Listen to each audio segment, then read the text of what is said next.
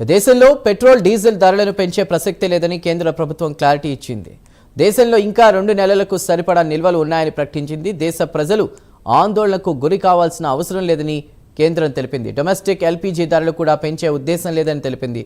గృహ అవసరాల గ్యాస్ ధరలు పెంచబోమని కేంద్రం ప్రకటించింది.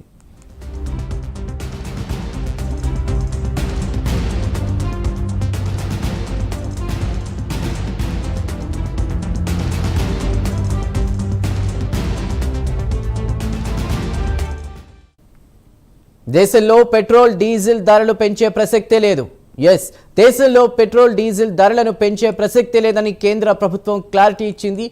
ఇంకా 2 నెలలకు సరిపడా నిల్వలు దేశంలో ఉన్నాయని ప్రకటించింది. దేశ ప్రజలు ఎవరూ కూడా ఆందోళనకు గురి కావాల్సిన అవసరం లేదని కేంద్రం తెలిపింది. డొమెస్టిక్ ఎల్పీజీ ధరలు కూడా పెంచే ఉద్దేశం లేదని కేంద్రం తెలిపింది.